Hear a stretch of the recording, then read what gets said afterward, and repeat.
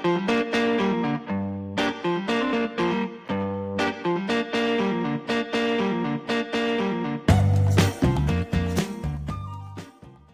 we are live from St. Louis, Missouri. The St. Louis Syndicate coming to you guys. We're here loud and proud, and we've got a guest speaker, Brandon. This guy is one of the St. Louis best bettors, best gamblers, and top trollers in the area. He's none other than your brother, Chad Lewis. Brandon, why the hell's Chad on today?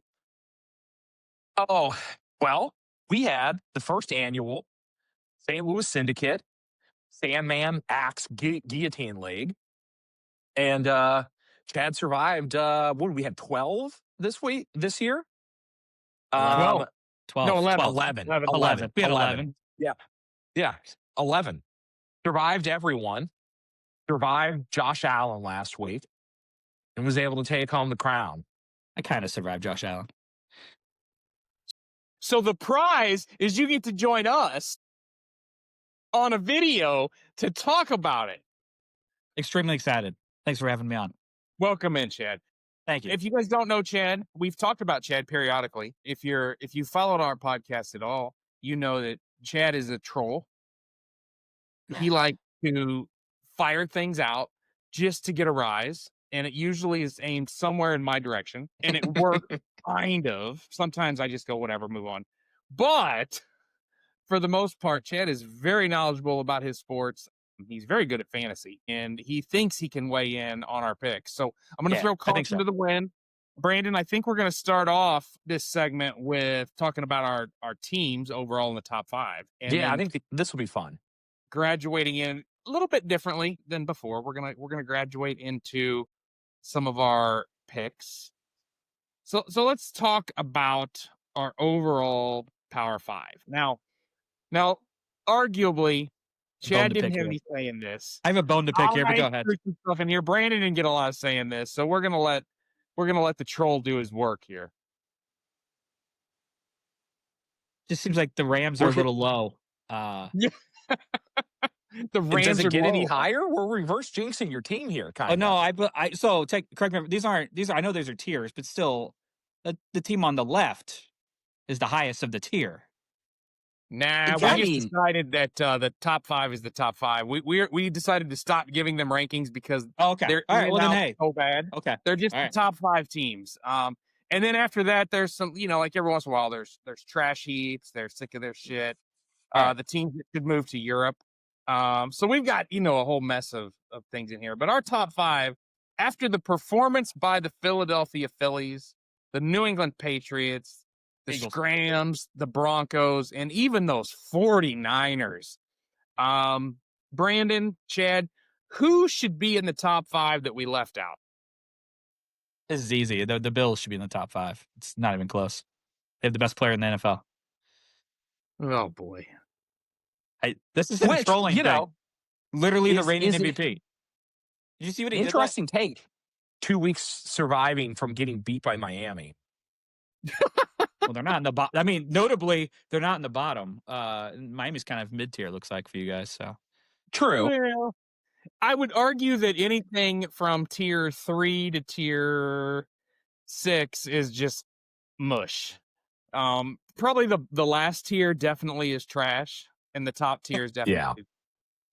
I won't disagree that Josh Allen is one of the best players in the game. He's a lot of fun, but I would argue that the Bills have had too many problems to be considered a top 5 team. San Francisco probably is questionable. I like to throw them in there because I was just telling Brandon this earlier. They're getting healthy, and outside of the loss of Fred Warner, and Brandon notably put in there Bosa, they are coming on at the right time. It's going to be interesting to see between the Rams and the Niners how this thing shakes out. Yeah, I would make the argument that, I've never been a Denver believer. I'd have all 3 of the NFC West teams up there in the top 5 when it really comes down to it. Come on. Even those weekly Chargers just can't get it done. Seattle almost won that game throwing Oh, 4 you said picks. NFC West, not AFC West. Yeah, NFC West. Yeah, no, I'd take Denver out. It's smoke and mirrors. It's Chicago plus is basically what's going on there. Okay. But I think it's going to be very interesting when we get around to playoff time because having 3 teams from the same division probably make it through into the playoffs is, you got a real iron sharpening iron thing going on here Yeah. where all 3 of them have to play each other twice and they're still whipping everybody else to the point that the Rams have 2 losses, the Eagles have 3, the Niners have 4. Most of those have to be against each other at this point. Yeah. They're playing each other. They're winning game. Like I think that we have a situation where 2 of these teams are going to be wild card teams, probably the Hawks and the Niners, and will then be able to go and put up a fight against whoever they end up having to play. We may have 2, West teams getting through into the second round of the playoffs. It's going to be a very interesting setup as long as everybody stays as healthy as they are right now. We got some people teetering on the edge of being absorbed by injury people, but we have the last Rams fan in St. Louis on the pod. So maybe Chad, you can join in here and give some opinions from the NFC West. It seems like they're properly ranked there at the top, but I would I don't I'm maybe the last Rams fan in St. Louis, but I'm pretty passionate that Sam Darnold will never win a playoff game. So I think him being in the second tier is pretty dangerous as well. I think they're the third team in the NFC West. Okay. And I think the 49ers maybe are actually the best. We'll see. But it kind of depends on health and how they all shake out, I think, when it gets later. I think the Colts are a little low. I've been staring at your rankings now. It's the first time I've seen it. The Colts are a little low. They just took a week off. That's not their fault. They're pretty unstoppable. Are they worse than the Seahawks? I'm not sure. Well, so I would argue that yes, they are. The quarterback's like the same miserable person, and then like the rest of the team is pretty good. Well, For but both of them. here's the problem they've got. Their quarterback is Daniel Jones, and here's their victories. Miami, trash. Denver, Miami Brandon just beat doesn't like- my one of my top 5 teams. I don't know if you knew that. Tennessee, trash. They True. lost to the Rams. They should have. They beat the Raiders. They should have. Arizona, they trashed. Chargers, they trashed. Tennessee, they trashed. They lost to the Steelers. They trashed Atlanta. They've beaten nobody. Strength of schedule, Brandon, what are they? Yeah, they've got the second to last easiest schedule so far. So Yeah, New England's the only one that's had an easier schedule so far. this is a fun game. Do you know who the Seahawks have beat? Oh, I can tell you quickly if you The if you need. Steelers, the Saints, the Cardinals, the Texans, and the Jaguars, and the Commanders. It's like That's the worst of the terrible. worst. They're way down there. They're like the 23rd. They played some good teams. It's just unfortunately they lost all of them, so that makes it tough. Yeah, they lost to San Francisco. They lost to Tampa. to They the lost. Bucks and the Rams. Yeah. I just think you can pick and Yeah. choose on the strength of schedule. I just the Colts seem Well, pretty good. no, you're like definitely DVOA right has the that- Colts as like third, right? For DVOA. So So strength of schedule left. The Colts have the second toughest schedule left, though. Heading I can see in. that. I can So see they've that. got to play Seattle, San Francisco, Kansas City, the Jags twice, and the Texans twice. Yeah. Seattle's got to play the Colts, the Rams twice. That's not going to be easy for Seattle. The Niners, but then they've got the Titans, the Falcons, the Vikings, and the Panthers. So Seattle's got a better path. I hadn't noticed this until right now. Do you know who has had the hardest schedule so far this year? It's probably like the Falcons. Probably the Raiders. After last night. It Monday night. is the Philadelphia Eagles, Come on. who are 8-2. God. Yeah. I mean, they're going to be in the Super Bowl So again, so I think we just get on board, right, and just kind of move on. that is an interesting. So hardest schedule, Eagles. Second hardest, Giants. Well, the Third, the NFC East had a tough like draw, right? They played like the NFC West and what was the two divisions they drew? The NFC East are going to be tough the whole time. yeah, because they're playing the North, right? Yeah, Is how they're getting yeah, the Detroit Bears. and Yeah. and all that. So yeah, that's an interesting mix when when we flip it from talking about the teams that have had the easiest path so far to going who are the teams when you look at if you look at something like Unpredictable, where they just kind of use some analytics and the betting market to stack everybody, that you've got the Eagles, you've got the Chiefs, you got the Rams that are in the top 10 of the hardest schedules. And then it gets pretty easy schedule wise at the top, where Buffalo, like the 29th hardest schedule, Green Bay, the 30th hardest schedule, Indy, the 31st. There's a lot of teams that are kind of on the edge of being 10, top 12 in the league, that are all in the upper 20s or lower 30s for strength of schedule. And a lot of those guys went out flipping and going the other way. Green Bay has the third hardest schedule the rest of the way. Indy has the second. Green Bay is not. They have a chance at not making the playoffs. I thought they were going to be the Super Bowl contenders early on, Green Bay looks terrible. and they Yeah. just can't seem to get it together. And I don't know if this is a Jordan Love factor. I don't know if it's a coach factor. Is LaFleur just not putting this thing together? Is it injuries just are not timely? I mean, now how long is Jacob out for? Or is he coming back soon? I hadn't heard. Yeah, I haven't heard either, but they're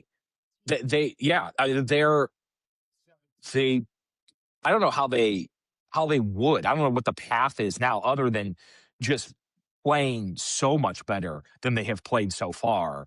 When you're looking at, you have two teams, win-loss record wise ahead of you, and that probably ain't going to be the division that is able to capture two wild card teams. No. That they are probably the ones sitting on the outside. They've got like a 77% chance at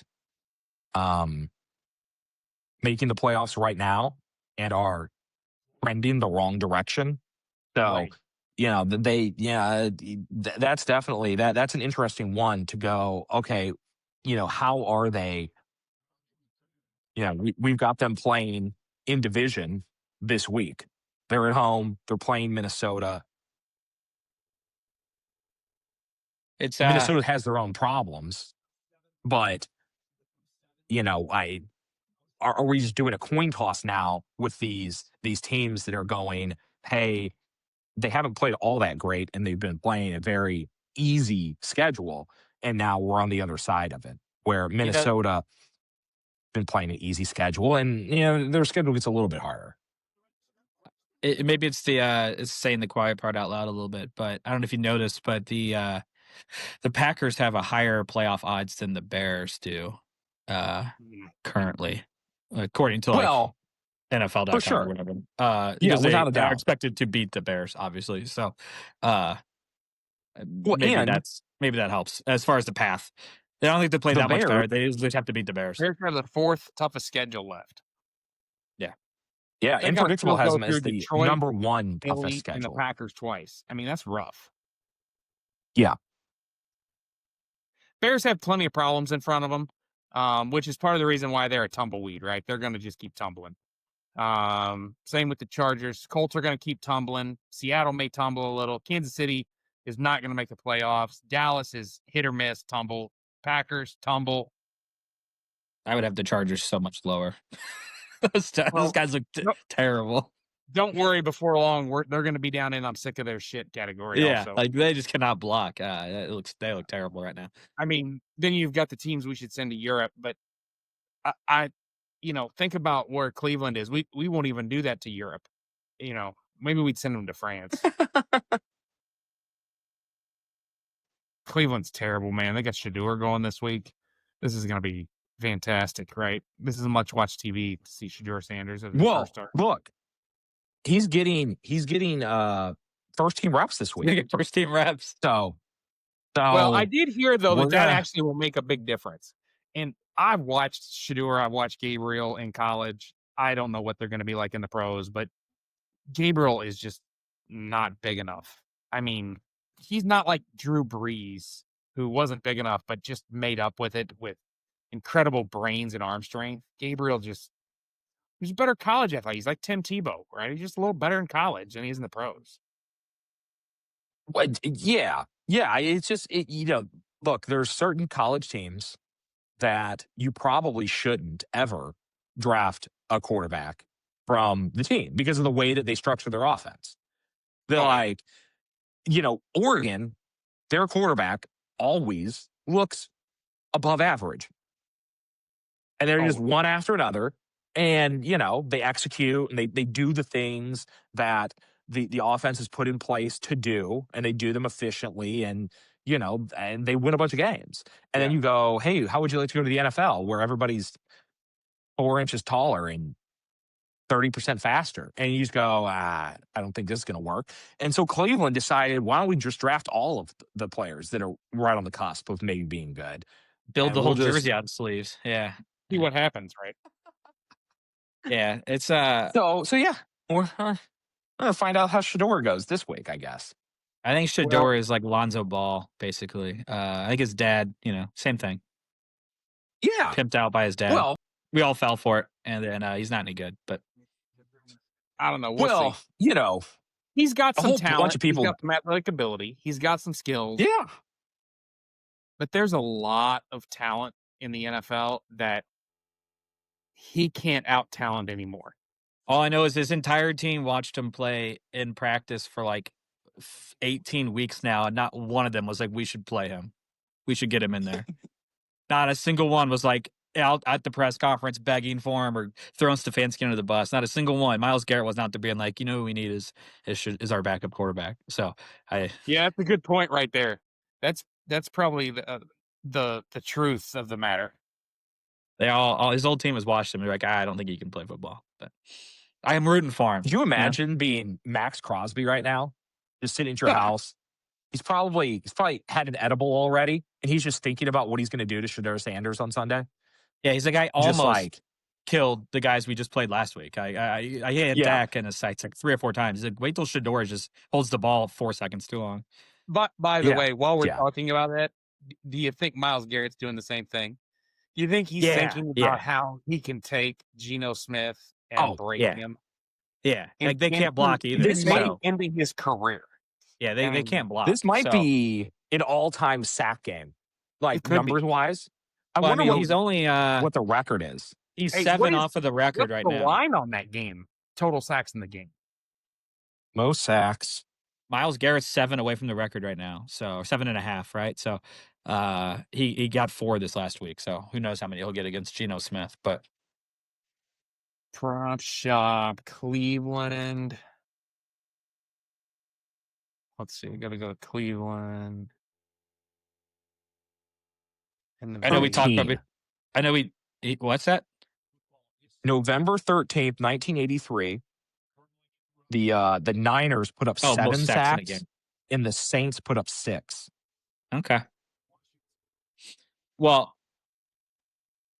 I know we talked about it a little bit before we started with the whole Kevin Costner movie, but a big part of that movie was that they didn't believe in the quarterback because none of his teammates went to his birthday party. And I would like to see the Cleveland Browns attendance record for Shador Sanders' birthday party. I have a feeling it's very small. Yeah. Oh, that's fantastic. Yeah, no, that's fair. Look, and it's hard to not have that in your head. Like I get you put it like in a movie and then you go like, yeah, but like it's literally the same team in the movie, by the way. He was the Browns GM. Sure. But if you just go like, hey, if the entire team just goes like, I don't really know if I want to hang out with that guy, but like he has to be like the spiritual leader of your team. Yeah, he's the leader. Yeah, it's tough. You don't want to be too woo woo about it, but I don't know how else you're supposed to take something like that. No, it's pretty rough. Yeah, I just like maybe look there. I like there's this is a all reality. rounding into me picking the Raiders and Eliminator. By the way, this is good. This is a good segue. Oh, Kenny Pickett. Which Kenny Pickett's gonna win that game, but that's all right. I'm still trying to find total sacks in the game on a bet. Oh, just like I'm thinking- overall for the game. total I don't know if you sacks can. for the games. I would like to bet Myles Garrett like over 1.5. I bet that's what his line is, right? I'm sure it's not any higher than that. So, it's got to be like minus 300 if you're going for like 1.5. well, I mean, the standard bet on like underdog or whatever is half because like you actually don't get a sack every game, obviously. But I mean, he No. does. But Yeah, for some reason, like they don't he's want to- he's twice this year put up 4 and 5 sacks. I think. yeah, but that means the other weeks he didn't put up very many. Obviously, I'm just saying that I'm guessing his line is like 1.5 at best. So, and that's like a lot of credit because again, it's usually just half. You're just betting whether they get a sack or not. No, you're definitely right that like it sacks are kind of a streaky thing, right? Like you get into the game and then you figure out like, oh no, I figured out how to work this offensive line, and then you pile up, several, and then you're good for a week or two because it's obviously quite hard to actually get to the quarterback before he gets rid of the ball. But I mean, he might he's probably gonna break the record if he doesn't get hurt. I mean, he should. Oh, it should. When you start putting up multiple 4 sack games, like you should go screaming through that record eventually. And somebody's got to take that off of Stray hands. Well, so that we can stop talking about Favre giving him the last sack. They will. Just a matter of time. Move on to something else. Okay, since we're move on here, Brandon, I'll follow your lead. We'll jump right into Survivor. Let's do it. Brandon says go to something else, so we're going to go to something else. How about Survivor? I'm down. Our record, 34-12. Brandon, we've done okay on the season. We've given out some bad advice throughout the year, but we've given out 34 times we've been right. So hopefully you're following that advice and not the wrong advice. Hey, it's all Dad, how many times have you followed our advice? Right? I followed Brandon's Carolina advice. I remember that. And now I'm out, obviously. That didn't pan out. But honestly, my strategy was just to pick the highest favorite every week, and it worked, and it got me pretty far. But it did get to the point where I had to obviously pick the Carolina Panthers to win a game, so that was tough. Wow, it was the perfect week for Carolina. Really? That was. I mean, they were like 6-point favorites, so they weren't even that. I mean, they should have won, but well, here's the stupid. That's the stupid problem. Is Carolina all of a sudden can win games at home, and so we go, fine, I'll take him one while they're at home, and get shot in the foot.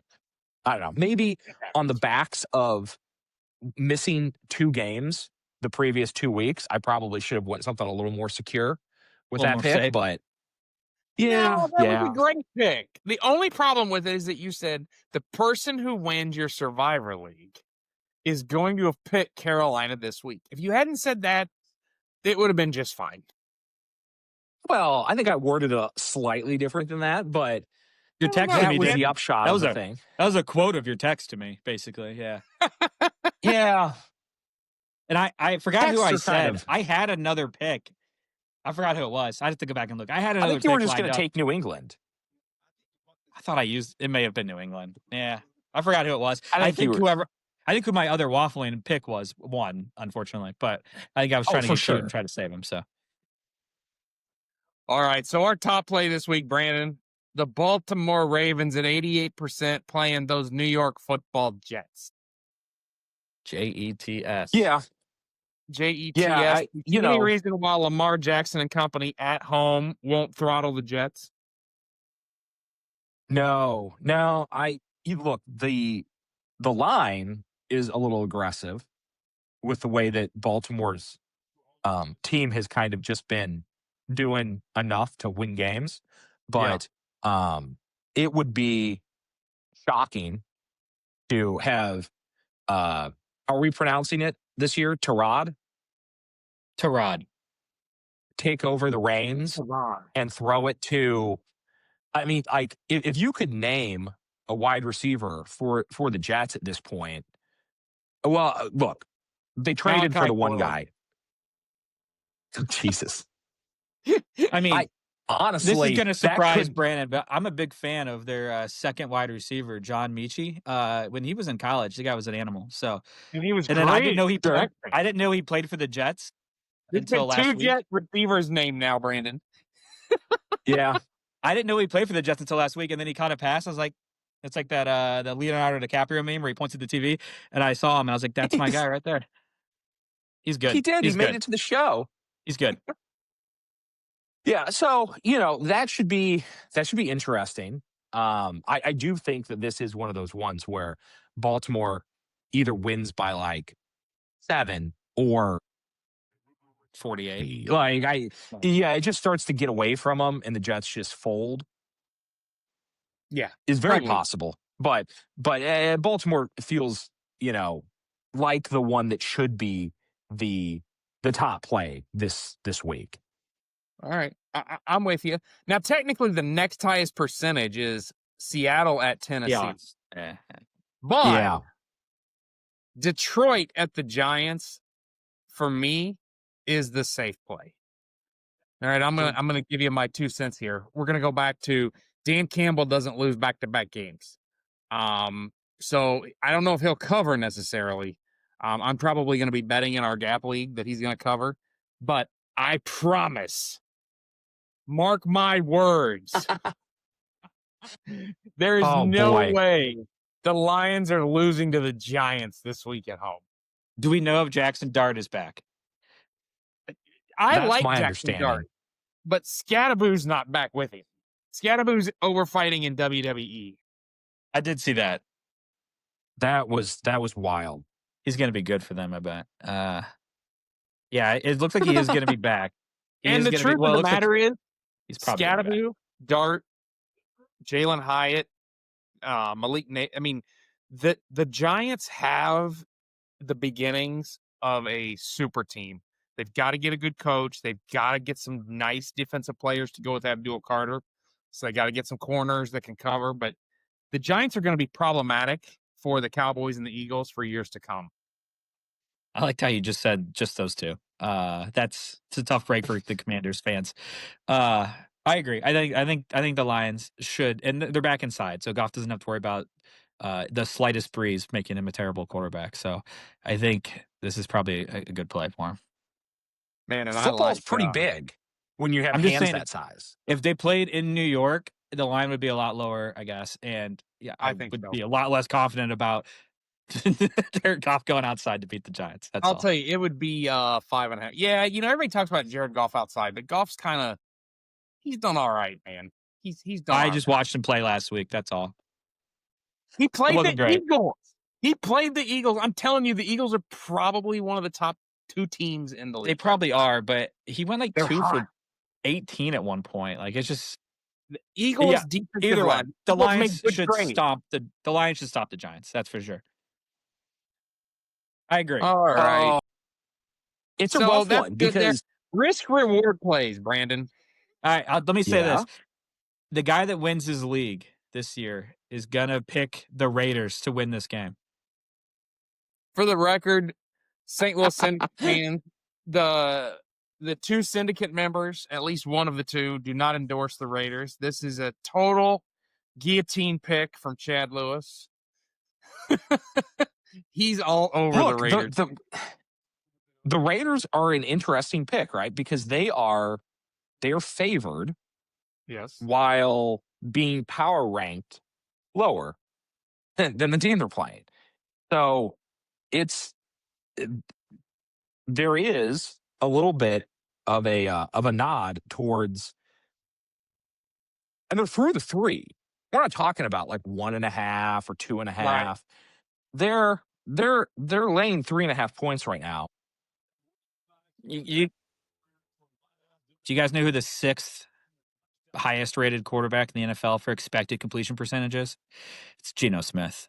The difference between him and this year and last year is nothing. He's the same guy. The rest of his team just sucks. But this week, the Browns have to go on the road with Shedeur Sanders, who is not an NFL quarterback, and play Max Crosby chasing him for his life. And Brock Bowers looked very healthy last week or Monday. He was running all over the Cowboys defense, and they just could not get him the ball enough. I think that'll be a lot better this week against the Browns. I would take the Raiders. All right, I like it. Minus 3.5's not bad either. They're at He has home. a It's sound just, analysis, and we've been waiting on that Geno Smith quote for like an hour now. I pulled it up earlier. Like everything is exact. Like his on target rate, it's all the same. He's throwing the same ball. His team will. He doesn't have a receiver or anything besides Brock He had Bowers. Tyler Lockett last year, he was thrown to, right? No, I mean he had Jackson Smith and Jigba last year. Did you know So that helped. he has Tyler Lockett this year too? I know. Yeah, I just saw that. Did you know that was my? I think it's fair to point out that surprise he's wide receiver. notably slower. Yeah, It's I will fun say how I those guys did drop not like realize he that. was still in the league. 2 years Sneaky ago, fun. Tyler Lockett was fine. It's amazing how his skills have declined in 2 years. Sneaky fun bet is the Browns defense to score 2 touchdowns though. That's plus 5,000, and I still think the Raiders win, but they do like to throw some picks. So They do. All right. Well, I threw the Bears on there That's just for your fantastic. percentages. The Chicago Good Bears, hedge. with potential risk reward, are playing the Steelers, who might be playing Mason Rudolph. They should be playing Will Howard, according yeah, to they should. At a 54% clip. The Bears have been having a fairly reasonable season against underperforming teams, and I fully expect that these teams will continue to underperform against the Bears this week. Yeah, I think as long as Rodgers doesn't start, this is also an interesting pick that is probably cutting it way too close, depending on How does what the Bears? How's the Bears run defense? I think that if Rodgers doesn't play, that they're going to run the ball like 73 times. And I'm not sure if they can stop that very well. Good question. I was trying to see how they average. that is a good point. That like That's a great.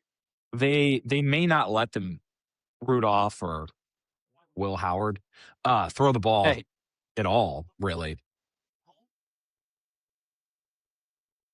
All right, They our have But they're middle of the road. They've given up the 9th most rushing yards, so they're kind of they're not the worst. But all I'm saying is that I don't think the Bears. I think the Bears can win, but I don't think they're going to be passing a whole lot. That's all. Jaylen Warren over rushing yards. So we know that Chad's on the Raiders. I'm on the Lions. Brandon, I didn't have time to load yours in. Who are you on for our plays? I think I'm going to be on the Lions. That seems like, because I don't really believe in them long term. Yeah. So I don't know that I'm going to want to lean on them in a tighter game later on in the season. So here they're a big favorite, and it is Dart coming back off of a concussion. And this seems like the time to go ahead and fire that off. Yeah. No, I like that.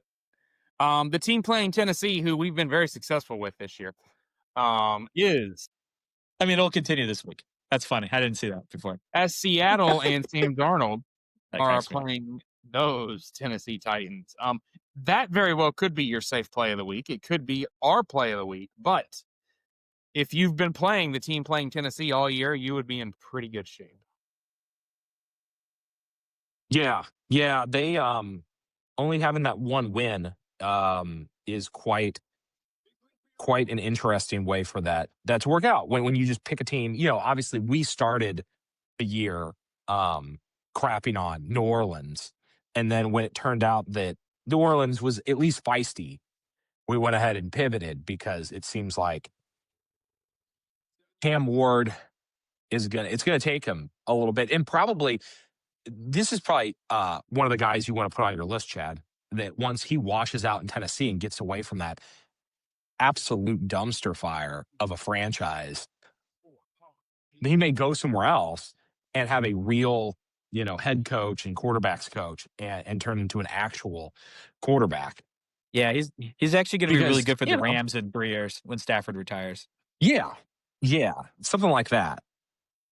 Get McVay to whisper some knowledge in his ear. Arguably, Malik Willis Baker. has not been horrible as a backup in Green Bay. That's true too. I mean, he's not great, but he's got a different skill set, and they at least know how to utilize it in Green Bay. So. Yeah, because they're not just guessing on every decision. As much as people, I'm sure Packers fans are apoplectic about many of LaFleur's decisions. Somebody give me a thesaurus. What the hell? Apoplectic. Is that like a shock? Apathetic shock or something? It means that they're losing their mind. That's what they had happen in A Few Good Men, right? Yeah. Yeah. Yes. Yeah. Exactly. But he does know how to use the players that he has to their strengths, at the very least. Seems like the overall game plan maybe has some holes in it, but he does seem like he can take players and go, here's what you're good at. We're gonna have you do it. So, yes, yeah. For Tennessee to trade him up to Green Bay and then like a week later them start him and him be able to win a game is hilarious. Oh yeah. And I think we're probably headed the same way with Ward, that they're going to go ahead and ride this contract out, never figure out how to do anything with him. He will sign with another team and immediately be able to start games and stuff. He's got a good arm. I really non-jokingly think he's probably pretty he's got to get under control. Yeah. He has no touch right now. Yeah. He throws I think 4 probably passes eventually a game. Going to be okay, but that you just go, I didn't know you could throw a football like that. John Elway could do it. He just learned touch quicker. Okay, so we've been bantering around with our guest here, and you guys are like, who's this third party? What's he doing? Well, we've got Chad on because Chad is the guillotine champion. And we thought we'd just bring him on to troll me, troll Brandon a little bit, make fun of picks. He definitely knows his football stuff, but he is really good at picking fantasy football players, and we'd like to hear a little bit about his strategy in our guillotine league. Some of you may have never heard of a guillotine league or played in one. I can tell you this. Right up to the point where my head was chopped off, it was probably the most fun league I'd ever been in. And I've played in a lot of fantasy leagues because the idea of every week it could be your last is kind of crazy. And then the concept that all of those players go back into the free agent pool really add value to how you can build your team. And you have to be not only a good manager and draft well at the beginning to get you through the first few weeks, but you got to also understand how to manage a damn free agency budget. And Chad did both successfully. He won the Sandman Pool Prize for our first ever guillotine league. Hopefully we can get Bill to expand on this. He does have some guillotine chop leagues out there in Sandman Nation. And I've enjoyed playing in those immensely because every week it's, I never want to be last. And it's just been pretty cool. So adding a fantasy component to it could be cool. Hopefully, Bill, we can talk to you about getting a guillotine chop, some sort of format in to the playoffs for the football. When the NFL gets into the playoffs. That could be fun. Yeah, I don't know how we can get that figured out, but there's some creative minds that can do some programming, and we can figure out how to make this work. But Chad, tell us about, have you done guillotine before, and is this your first experience with it, or what was it like for you this year? Yeah, so I heard about it last year. I think Matthew Berry bought the Guillotine League was started by some random person, and like the app, and Matthew Berry purchased it. So that made me download it and play just like a random free league last year. And I think I made it to like week 11, week 10, somewhere around there, and I got kicked out. But I think it's probably the most fun way to play. The final week is actually probably the most boring of them. Otherwise, I mean, obviously it's stressful to win, but like it's pretty random when both teams just get to pick the best players and see who randomly does the best. So that is probably the least strategic is the final week, ironically. But I did have a lot of fun. It was a blast. I hope we keep playing them because yeah, it's each week like you play in a league that's not a keeper league, and if your team is bad after week 1, you can just delete the app. Like it's not you can't trade because you feel guilty. You feel like you're not really allowed to trade. And it's like so this. All you have to do is not be the worst team, and you can become the best team in Guillotine, and that's why it's kind of fun. It keeps everybody engaged the whole time until you're out, obviously. But I was I out stayed early. engaged the entire time. well, Like, it's fun to follow along if you care. But yeah. like the free league, I stopped carrying last year because I didn't know anybody in it. But Yeah, it is that fun. makes sense. And yeah, maybe We've been paying if attention we to it. weren't, We've been watching you guys. We've had several yeah, of our Sandman legends were part of this. Mr. Sandman himself was in it. Eric yeah, Beermeister was in it. Mr. Paston, who didn't he win the was it Nailed It he won, or what did he win? Brandon just recently. he won Nailed It last year. Yeah, He won yeah, Nailed he It. won Nailed It last year, and he, you know, he sits in on the Sandman pod quite regularly, and has a nice long history of being able to find his way through the markets pretty successfully. So Yeah. that was it was quite interesting to get all the way down to the end and him have 6 times the amount of free agent budget that you had, Chad? Yeah, tell us Yeah, about your free agent budget strategy, Chad. Yeah, so I think me and Brandon differed on that a little bit because I spent mine pretty quickly. I felt like if you lost with a bunch of money, it was kind of like on Survivor when the guy goes home with like the immunity idol in his pocket, or like the manager in baseball that doesn't ever use his closer because he's waiting till the end. So like I felt like that was gonna be me if I didn't just go after every player. So I spent really big on Lamar early.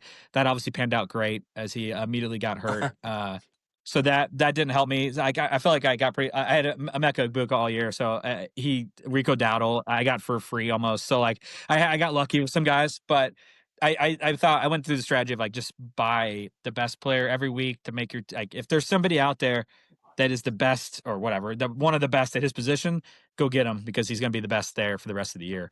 I will say I did win, but I feel like the guy I was playing, Mike's his name, right? Yeah. Yep. Yeah, he had a better strategy up until when he benched Josh Allen. Uh, because I will say, going into last week, I wanted to get Christian McCaffrey, Josh Jacobs, Josh Allen, and Bijan Robinson, and he bid $57 on all 4 of those people, so I couldn't get any of them, which was a good block on his part. But then he sat notably Josh Allen, so I would have lost if he would have just played Josh Allen. So I do want to give a little shout out to Justin Herbert, who finished with 4 points, which is just truly terrible. And I will say it's a little. I also did spin pretty big on Jamar Chase, who I was looking while we were talking, and I believe he had the worst fantasy day he's ever had, and then spit on somebody to get suspended the next week. So I think it's pretty close to as bad as he could have been on my team. So I feel like those two even out a little bit. But Yeah, he if could have been ejected for your last game. yeah, correct. He should have. I mean, it wouldn't have changed the score a whole lot. I don't think he caught the ball after that, unfortunately. No, I no, he will really. say, I will say one play I was particularly proud of for the Guillotine League was on Thursday night. I had Devon Achane, Jameer Gibbs, Ashton Genty, Rico Dowdle. I was trying to decide Drake London, who I should play at the flex spot. And I played ESPN's 23rd overall running back, Travion Henderson, because I had a feeling that he would be okay. And he did. So I think he was my top scorer. He was. So if I didn't have the guts to play him over probably Genty, who I would have played, I would have lost then too. So that paid off. So Sometimes you just told get Brandon lucky. I stressed with Brandon that the entire night. at the risk of taking this podcast way longer than it needs to go, tell us your strategy a little bit about how you decide. So early on, right? You draft your guys and you got to roll with them, and then you pick up a few guys and you get a little bit better, but you still have some definitive. This guy's better than the other. The last 3 weeks, you're pretty much playing with a power lineup. Yeah. How do you know? What are you looking for to say this guy's going to put points on the board versus somebody else?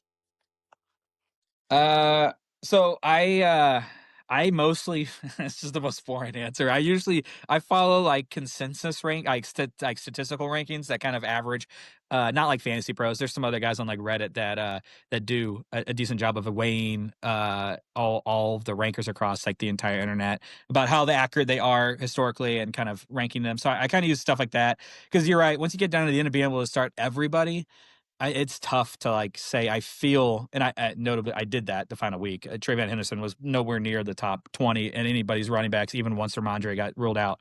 So I still kind of trusted my gut there. But in general, I was pretty much just sticking to like just playing the highest ranked guy and hoping that paid off, basically. Rico Dowdle, notably, I think I used him every week down the stretch besides this week. So he was a guy that came on big at the end that helped me out a lot. But I try to go with like a statistical backing because notably, I know I like to talk a lot of trolling, but I do try to recognize the fact that I actually cannot predict the future. So I just try to go with like I try to be like, if I'm going to be wrong, at least I want to agree with everybody else. So like, I don't feel too guilty about it. But You guys, I had a feeling about Trayvon Henderson. So you guys have heard Brandon and I talk about our Gap leagues. Gap is a league that we play in that there's 2 of them. One of them was founded by a member we used to work with, and Brandon and I are in this really massive league, and it's a lot of fun. And then there's another smaller one that we have with a few buddies, and Chad used to play in that one. And Chad had this wonderful habit of always just picking the favorite. And he would ride that dog till the end. And it made the rest of us so aggravated. But I assumed there was some sort of strategy behind it, but I just always kind of assumed he was just trolling us. well, it was notably just one team, pretty much. I mean, it worked out that the team that was my favorite was the New England Patriots while they were the best team. But I believe one year they went 13-3 against the spread. And Yeah. I think I made them my 5 every single week and then just figured out the rest after that. So it did work out. I believe, It is and how I that believe went the down. year I think the year I actually won was a 28-3 league year, and I sat in my friend's basement and watched them march back against the Falcons, who is a Falcons fan, and did not tell him the whole night that I was going to win a lot of money if they blew this lead, and then watch them blow it in front of them. So that was the highlight of my gambling career. Uh, I will say, if I was in Gap this year, it would just be the Patriots again. I think they're 9-2 against the spread this year, something like that. So Yeah, they're ridiculous right I think I now. would just do the same thing. It seems Notably, like, that's but what I've been doing.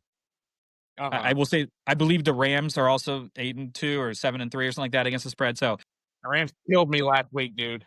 They didn't my main cover. strategy is usually just pick the best. Brandon knows. I usually just when I'm comparing 2 teams, I just pick the best quarterback, and then pick that team. And it works out a lot. Or It works out a lot. a quarterback It works out a first lot. team. That is kind of how that works out. It works out a lot, especially when it was Tom Brady that we were talking about. So You heard it Yeah. here first, folks, on the St. Louis Syndicate. The I'm not way to saying like bet- go into career gambling and bet every quarterback, but I'm just saying that when it's 2 games and you're kind of on the fence, just take the team that has the better quarterback. At least then you'll feel better if they will lose. So Yeah, you're like, at least I gave it my best shot. like yeah, if Josh Allen doesn't cover, I'm not going to feel that bad because he should have because he's the better one. So yeah, it works out. All Yeah, right, you that's remember fair. that correctly. That was 2016. That was Yeah. obviously 2017 was when the Super Bowl Super actually Bowl, happened. yeah. But like, yeah, that was the first year that we did the small Gap League. And you took everybody that you won like over $700 in the second place person won 284, Yeah, which it was is ridiculous. probably one of the most skewed spreads that we've ever come across, even in the big Gap League. I don't know of anything that like was skewed by that many like standard deviations. It turned into a boat race. I did look it up. The Patriots did go 14-2 against the spread that year. So and 14-2 straight up. So it worked out. Yeah. Unbelievable. Yeah. In Sometimes, And I never Patrick sometimes it tired. Mahomes, just never. works. Yeah. Because In my wife Patrick would hate me if Mahomes, I ever all of lost his like winning, $3,000. So Mahomes has never covered like that. Mahomes has no, Well, never. yeah, yeah. he would Well, if you picked winners, he would be he would be the greatest quarterback ever. If you just picked like that money lines, but the first year with Tyreek still there, I think they covered a They bunch of covered a games. lot. And They then did. I think they figured out that they didn't get any extra money for covering and just decided they weren't going to do that anymore. the Yeah. Cat Williams that was like, "Do you play from the tips?" And he's like, I Yeah. found that you don't get extra credit for hitting the ball from back there. It's the same thing. Like, Yeah, you he's win by like, 3 or I'll just play it for the ladies' tees. It's let's way play from the easier ladies' that days. way. That's what he said. Yeah, you don't get anything extra for playing from further away. So it's the same thing. I mean, up until this year, the Chiefs just win. Just win, baby. It's Al Davis out there. No, So, that's so that's our Brandon. That's our survivor, and Survivor. that's Yeah. why Chad's here on the guillotine. Chad, do you have time to stick around with us, or you got to go to sleep? You're in your bedroom. I No, see. I'm You've got your bed behind I'm you. good. No, I'm good. The Yeah, rest of us are You in want to make our some man picks? caves. You're in your. You got your nanny yeah, behind you, and your pillow in case you got to curl yeah. up. No, I mean, when we're done, I am gonna go to bed. But until then, I'm good. Yeah. Okay. Well, we're going to talk about a few games, Brandon. We've got probably about 15 minutes left. I don't think we can go over the entire slate. Let's No. hit a few games and kind of break them down and see what we think. Is there anything that jumps off the page at you on your numbers? And while Brandon's looking, I just want to tell you, we've talked a lot the last 2 weeks about our process and our strategy. And actually, each week it gets a little bit better, right? We're looking at the lines, how they move. We look at their opening line versus the closing line value, and we're actually seeing the movement occur. We're watching where the money's being bet out in Vegas. We're watching where it's bet online at like Circa and DraftKings. But then also we're taking a look at some different factors, right? Strength of schedule, the records, who they're playing, common opponents, and we're doing a little bit of a breakdown. And so obviously Brandon creates his numbers, I create my numbers. Just in the last week or so, we've been trying to publish to you guys a little bit more about what our numbers are doing. This week I had like 9 wins, but I had a really weak rating. Chad, you can appreciate this. I won 9 games and didn't put any of my top plays on the ones I lost. So I had a great win ratio and a terrible score in gap.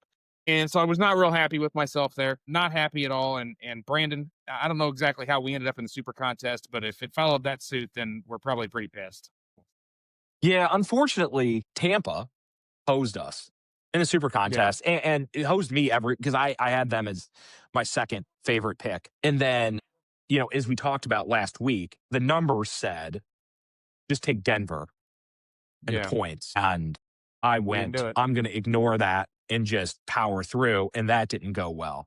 But, speaking to what you're talking about with the numbers, after 3 weeks ago, famously only getting 2 games right across the entire slate, Yeah. I've now went 10-4 and 10-5 the last 2 weeks. So it Your does numbers are seem tightened like up.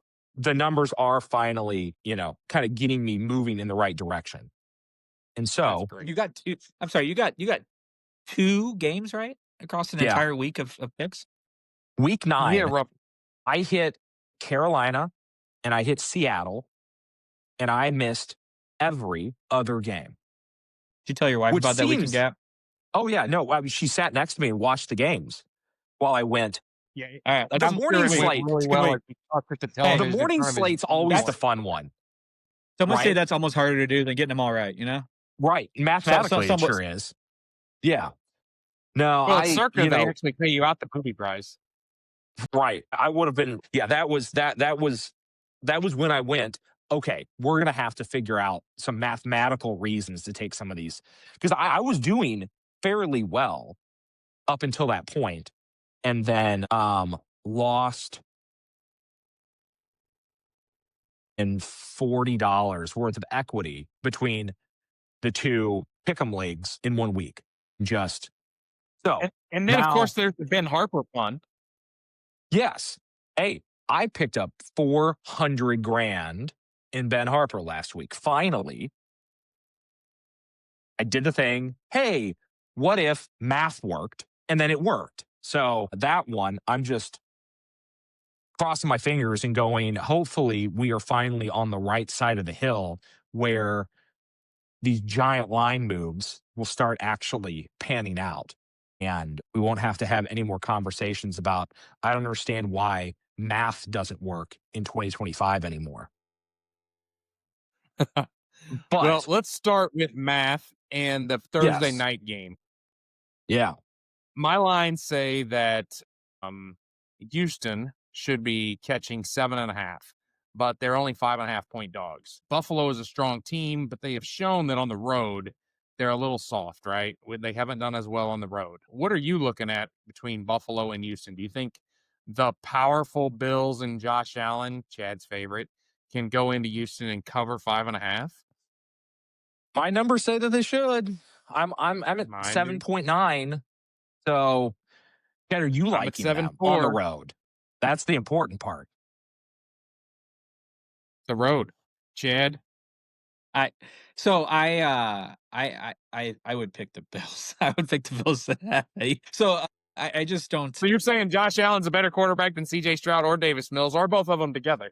You could build. Yeah, you could get 3 or 4 of them together. Let them all play at the same time. I just don't. I know that Texans have a good defense, especially at home, and I think that is true. Except their best part of their defense is pass coverage, and the Bills don't have any wide receivers anyway. So being a good pass coverage defense against the Bills doesn't really change anything. They're still just going to try to run, and Josh Allen's still going to put the cape on at the end and try to win the game. So I'd pick the Bills. Yeah, I thought it would be more like 7.5 as well. So the live line, I think, at least on DraftKings, is 6, so 5.5 or 6. That Yeah. seems low for even on the road. So why And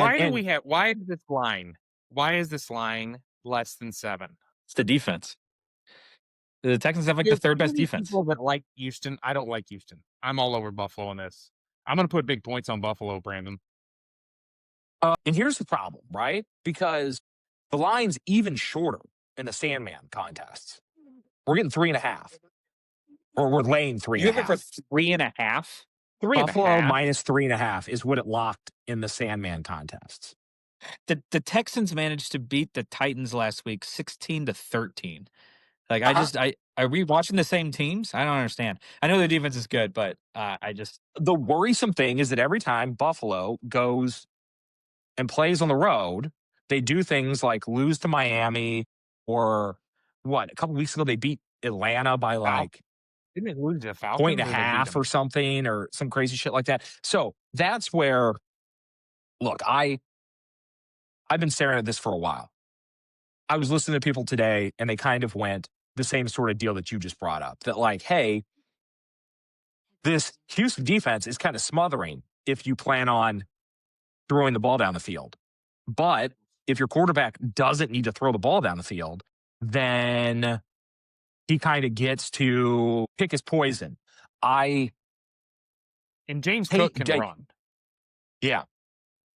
So, and Buffalo's offensive line is one of the things that doesn't get talked about very well, because Josh Allen is larger than the sun when you start talking about Buffalo, but that their offensive line has been elite so far this season. So you add, they're going to be able to do some pass blocking, some run blocking. They're going to be able to keep Allen clean. You can only cover people for so long, regardless of how good you are at being a defensive back. So this seems like one of those ones that either just horrible shit happens in the first quarter, and you're like, before you even get the game turned on, you're like, Houston has 10 points. What happened? Or Buffalo just slowly beats them to death, just quarter after quarter. And you just go like, hey, this game just unraveled. And it seems like one of those ones that 7-0. we should probably lay the 3.5 points. 17-6, 24-9, and all of a sudden you're like, this is out of control. Yeah. I mean, so I know they gave up like a bunch of points to the Bucks, but they didn't play. They held Baker to 165 passing yards. No, the Bills aren't a terrible defense. No. Josh Allen, I know it's on the road, but Josh Allen in a dome, by the way, is pretty good stats for his career as well. I'm just saying, he's got good stats everywhere. That's kind of the point. But I will say, And it will be yeah, I'm pretty interesting heavy to on see the Bills. because, when you get into the super contest, a lot of people do stay off a Thursday night, do stay away from like That's fair. lane 3.5 points, crap like that. So this may be something that kind of is right up our alley to see if we can grab an alt play and see if we can kind of close the gap here a little bit over the next couple We of got to weeks and take give us a Buffalo shot. here. Yeah, we probably do. So that's nice. So we'll mark them down as one of our tops. So, is there anything that jumps out of you want to talk about, Brandon, or you want me to throw But another game out to you? here's the biggest difference that I have on the page. That Jacksonville locked in at -2.5, live lines at 3. My numbers make them favored by 11.3 points over Arizona this week. Yeah, I'm thinking that you've got to check a formula. Well, here's what's driving it, right? Is that Arizona got absolutely whipped last week, points wise. Their offense went and threw for a bunch of yards in garbage time. And for Jacksonville, they gave the Chargers a whipping. So you're now looking at something where Jacksonville, by my numbers, are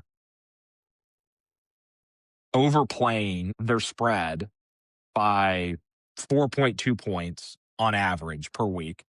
And Arizona is underperforming by 4.5 points against the spread. Now, obviously, that's Jacksonville now going across the country to play on the road, Arizona getting to be at home, and all that sort of stuff. And the fact that their offense has at least, been putting up numbers the last couple of weeks with Brissett in there.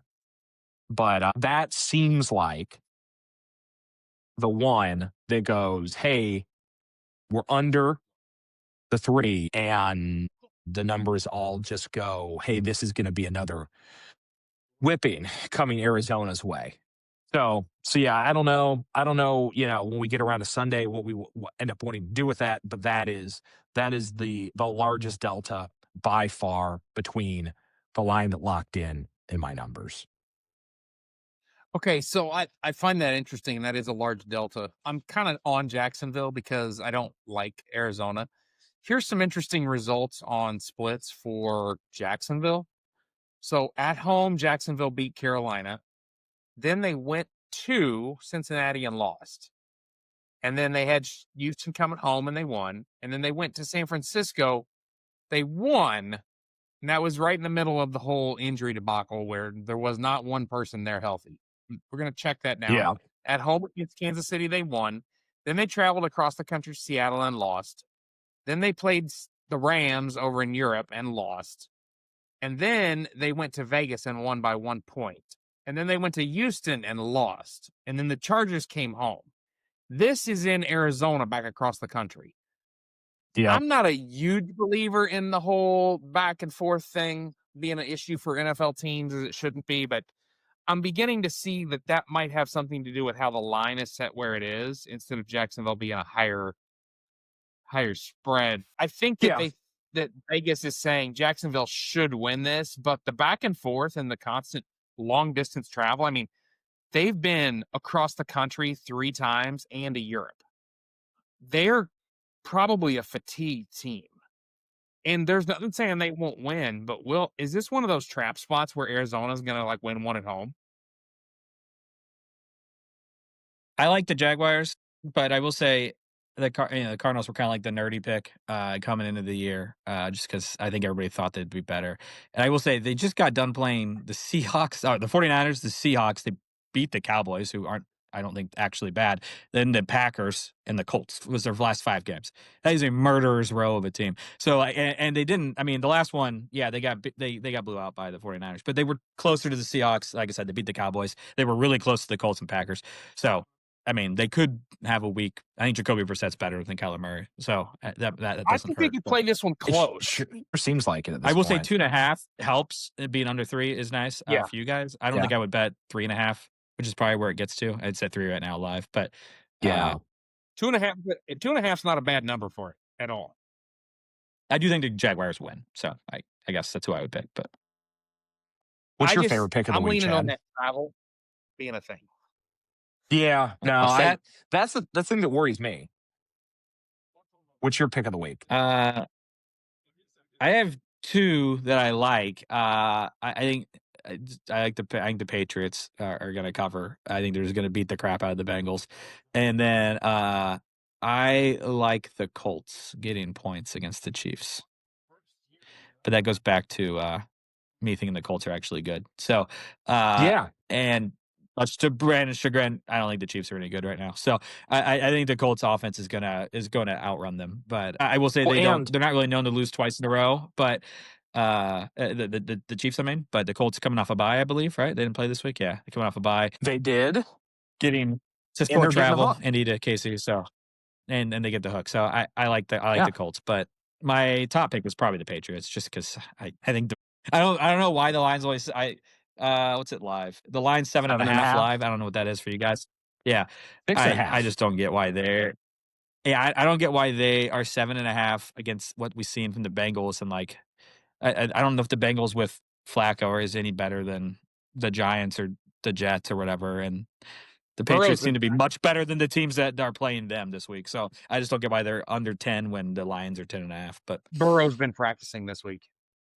yeah, but I think he's been ruled out. I Googled that before I said this. I will say if Joe Burrow plays, I would not bet the Patriots. But certainly not 6.5 or whatever. But I don't believe he's supposed to play. So I think he was a full participant, but I don't think you're expecting him to play this week. I believe in the Patriots, but I'm not sure on the road. I question the big number. I mean, Well, both my teams 7.5. apparently are road picks, actually, because I think the Colts are in KC, right? Yeah. They're both road picks. I like the Colts pick. I'm with you on that one. The Patriots, I like the Patriots too, just because man, they've been playing good ball right now. But I also think your pick earlier. I think the Lions are probably. I think the Lions are probably going to beat the crap out of the Giants too. I know it's a lot of points, but I think you're probably right. I think Dan Campbell's probably just going to be mad, and they're this way. It's every other week, right? So this week he'll call the offensive plays, and I'm sure that they will just run over the Giants. But yeah, so I like a lot of them. That's always the risky thing with Detroit. I like the Colts. Like my numbers for Detroit make them 6.5 point favorites, but we know that Detroit picks games where they're just not going to let up off the gas. And when they play they're just going to bad score teams, 60. And they do happen to do that. Like if they get in a groove, they just got embarrassed. Campbell will just keep going for fourth down and like not kick field goals, all kinds of crazy shit. And I think that that's where you get these because it probably should be under 10 in all reality. Other than this thing of him my just number going 9.9. Yeah, there you go. So I'm at 6.4. What are your numbers? What are your numbers for the Colts game? Yeah, so just for the Colts game, both of them point in your direction. I got Chiefs minus 1.5. So I got Chiefs get an plus extra 3. Home dog. What's that, Nate? I got Chiefs plus 3 home dogs. So the one thing about my model is, and we talk about this, is that I have an entire year of statistics in it. The Colts, when they were running up against people, so I have to go in and look at this and go, all right, is that really what's going to happen? So sometimes my numbers, I get good numbers and then go, that's not exactly probably how this is going to play out. But pure data says the Colts are 3 points better in mine. Yeah. I would say with Brandon, I have a title for a pick, which is a pick worth driving to the east side for, because that's where you can bet legally here in Missouri for the 2 weeks. Yep. And I like the Colts a lot. That's all. I think the Chiefs are getting a lot of credit for being the Chiefs, and they do not look good the last few weeks. And the Colts, they have not. I mean, maybe they'll come back and be mad. The same philosophy as the Lions. Maybe they'll be mad, and they don't lose 2 in a row very often. They also don't play like they did last week very often. So and they also don't come off of a bye and play like they did last week. Yeah, that's only this reason is not the why same Chiefs team currently. Yeah, that's not the same team. On the other one, on New England, I've got them favored by 14.4. Yeah, that's what I thought. I don't really get the whole. I don't get. I guess teams are. I guess the Vegas is still a little wary of just fully backing a second-year quarterback and a team that was. Yeah, you got to take him. Won 4 games last year, but gotta go on the road. Really think that they should be double-digit favorites against the Bengals. But yeah. So looking for places where we might have an advantage, Brandon, tell me what your numbers say about Atlanta, New Orleans. God. I have New Orleans as a 2.8 point favorite. I've got New Orleans as a 5-point dog because my numbers are baking in that Kirk Cousins is not a bad backup. He might actually be an improvement over Penix. And right now, the spread last week that New didn't Orleans look like it. Hey, do we know if Kirk Cousins is getting any first-team reps? Because that seems to be the talking point this week. Now we understand that, right? That's the exact point, right? Is Cousins getting the first-team reps, and so he should be getting them this week. You watch Atlanta. I think New Orleans is trash, and that's true. There's no reason why the weapons that they have in Atlanta is going to drop off because Cousins gets a full week of practice. Now, I would have expected him to do a little better coming off the bench. It didn't happen, but I think there's some value there. You're catching points with Atlanta in an area that is in the division, and we've talked about these interdivision matchups. Man, they're familiar teams with each other. They understand each other. I do know it's on the road, but to me, I don't see New Orleans beating anybody with Tyler Shigeru or whatever, and I just don't see that's happening. Well, here, let me add a little bit of context. So here we go. Funny enough, yeah, for the Sandman contests, New Orleans locked in as 2.5 point underdogs. So we're through the zero now with that. Man. So you're laying 2.5 points if you take Atlanta. Now, God, I hate that. The other thing that jumps off the page is that when we just look at talking about, hey, how's Cousins? What's up with New Orleans? New Orleans defense is more highly rated than Atlanta's offense. New Orleans has the 18th best defense, and Atlanta is sitting at the first ranked offense. So what's the opposite though? What's the other rankings? New Orleans is what's the Atlanta's 28th? Defense against New Orleans? Yeah, yeah. Atlanta, funny enough, is the 21st ranked both. So they are 7 defense would be higher. Fair enough. 7 place better, the opposite direction. But if you just go, hey, who's the yeah. They have played some good games, but I think that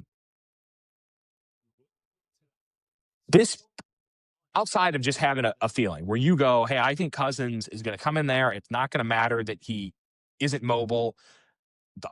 I think the offensive line is going to protect him. He's going to be able to get the ball off. They got the better players. And that's the reality. Yeah. Is that if you block and people catch the ball, you got Bijan, you got Algiers, you got Drake London, you got Pitts whenever his hands work.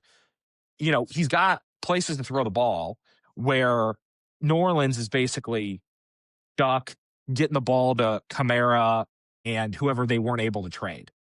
So, fun fact. New Orleans. Fun fact. Chris Olave, top 10 fantasy wide receiver this year.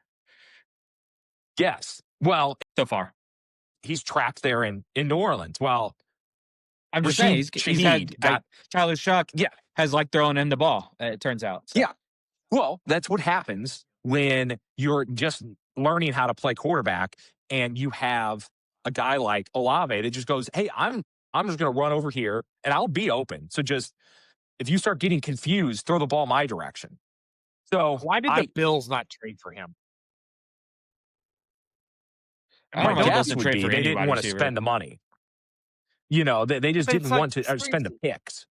They didn't want to spend the capital, probably for what New Orleans stupidly probably wanted in return for this wide receiver that's going to be gone by the time they're good. It's kind of the same thing behind the Jets. Go get Olave. Yeah. Yeah, Wow. well, I mean, the other team has to be reasonable about, the cost of them, when it comes down to it. True. Same reason Hall is Absolutely. still trapped in the Meadowlands. That I think they went. I think these two teams might tie this week. I don't Yeah, know and why so you're getting saying two you and a want to pick half the Saints, sounds fun. right? No, I'm I at the Atlanta Oh, you want line. Atlanta? Okay. Huh. Yeah, I would end up on this. I'm going to end up on Atlanta or on the Saints. When it comes down to it, just off of a numbers sort of play, it'll be All right, interesting to see where. Ended on that. On Sunday, we're not going to be talking about Atlanta game. That's out. Well, look, here's like the And issue. cross that one off. Well, when Check we have them the off, yeah. conversation, we're being real specific around the super contest. And I don't want to lay 2.5 points with That line's Atlanta. bad. Now, That line. big gap locked Atlanta getting 1.5. I'm guessing that Yeah. tomorrow, little gap will lock probably at 1.5 or 2.5, depending on what happens overnight. So that's going to be a much more reasonable argument to make that I'll take whatever team's getting points in this two inept teams fighting it out sort of thing. But yeah, I feel like the only way to go in super contest when it locks New Orleans getting 2.5 points and them, power ranked right there. The interesting thing is that when you looked at something like unpredictable, the Falcons are favored by like 3.4 points without home field advantage worked into it. So it is leaning in the direction of what you were talking about, that like Atlanta should go in there. And even if you give a point and a half for home field advantage in New Orleans, you're still on the right side of if you're getting points. So, that's going to end up being a tough one. Yeah, I agree. Where else? You so have here's any other Here's a skewed fun game. lines? I have one game I wanted to get Nate's opinion on. Oh boy. How do you feel about your boys in Dallas only having to give up only getting 3 points against the Eagles? They should be getting 10, for God's sake. Yeah, I was curious what your numbers say about that. So my numbers actually are skewed because they have the Cowboys. Because you're a Cowboys fan. Yeah. No, you would think. In reality, the Eagles have struggled a little bit earlier in the season, and because I have a full season of data in front of me, the Cowboys just show better. But the eye test, which is what I talked to Brandon about a lot, is that my data sometimes doesn't pass the eye test. Last week, I went against my number like 7 times, and it worked out 5 of it. So sometimes you just got to know when your number's probably not taking into account things that are the truth. Like my numbers do not realize the trades the Eagles made the last couple of weeks and how effective that actually looks in getting pressure.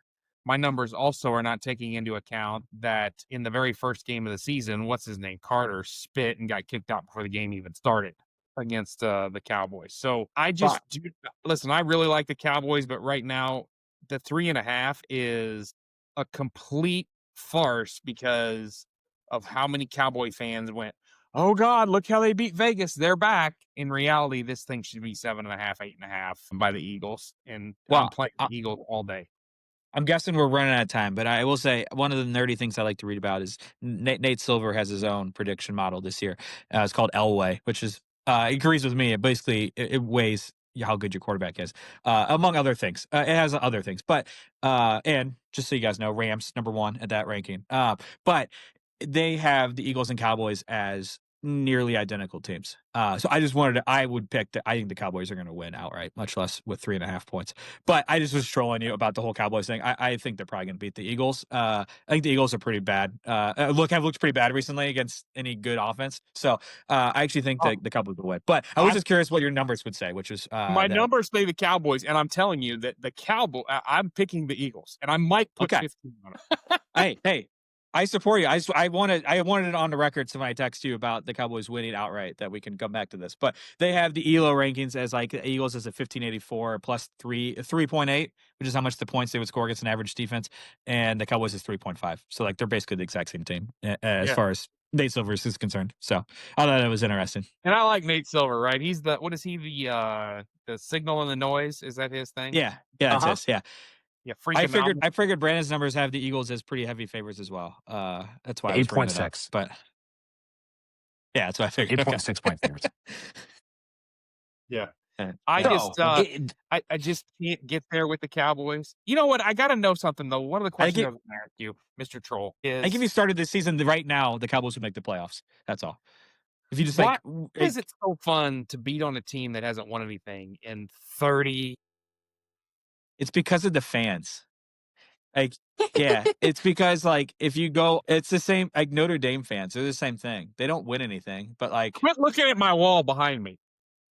I'm just saying, if you go on Twitter and like type in like Notre Dame, it's just like yeah, it's just if Ohio State had never won, it'd be the same way. Like it's just their fans are deplorable. So not you, of course, but like in general. In general, they're pretty hard to have a party with. That's all. So, but actually, again, I like the Cowboys. I like the Cowboys this weekend.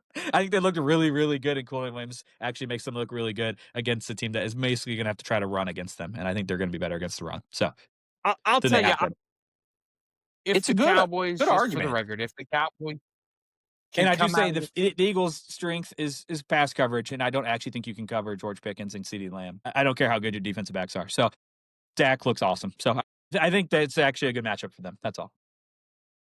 Well, I think that the Cowboys are going to have to control the edges because Saquon likes to run on the edges. They've got the middle bogged up pretty good, but Saquon is an outside edge rusher. He does not go up the gut and break left or right. He does like to bounce outside. Yeah, bounces out in the corners, and our corners are notorious for doing the Dion and making business decisions. Yeah, he's probably not going to tackle him very well out there. I will say Micah Parsons is traditionally pretty good at stopping the outside run. So too bad he's a Packer. The good news is my wife's a Packer fan, so at least he got traded within the family. Yeah, there's always a silver lining. There's always that's gonna just trade jerseys. That's good. Did she have a Kenny Clark jersey? That would have been no. That's hilarious. Okay, Brandon. Anything else we got here? Or are we gonna wrap this troll session up? I think that covers most of what's interesting on my page. The only other one that I would highlight, and since we have our Rams fan sitting here, is my numbers. I didn't want to bring it up. I don't want to jinx it. Make the Rams a half-a-point favorite this week, while they lay 6.5 points.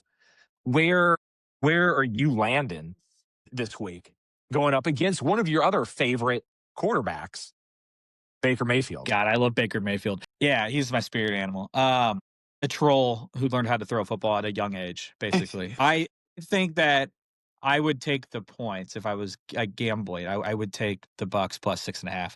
I will say that I would take us to win. I think we're going to win. And I think when we win, it'll be like all aboard the train, because I think we're going to be everybody's like easy pick to be the top team right now. Because I again think the Eagles are going to lose this weekend as well. So I think that we'll run away with it. But if I was gambling, I would pick the Bucks as far as like the against the spread, because Baker likes to close the gap down the stretch, and their offense is really good. So I like your assessment. All right, right to the point where you said Baker likes to close it down the stretch, because he didn't close it against Buffalo and it cost us. Well, it's really hard to overcome Josh Allen, which is you kind of got certain tenets of my gambling beliefs, and one is that Josh Allen's apparently inevitable. You have to be Patrick Mahomes or you can't inevitable against Josh Allen. Yeah, well, right. I mean, regular season Josh Allen is inevitable. Yeah. Fair enough. Well, hey everybody. Chad, thank you for joining us. Thank you for having me. It was a lot of fun. Congratulations on the guillotine win. Thank you. It was a good conversation. You made us laugh. You made us cry, and definitely you made us not any smarter than we are right now. So we are the St. Louis Syndicate, and we hope you guys have a great week in betting. Peace. Cheers. Thanks, guys.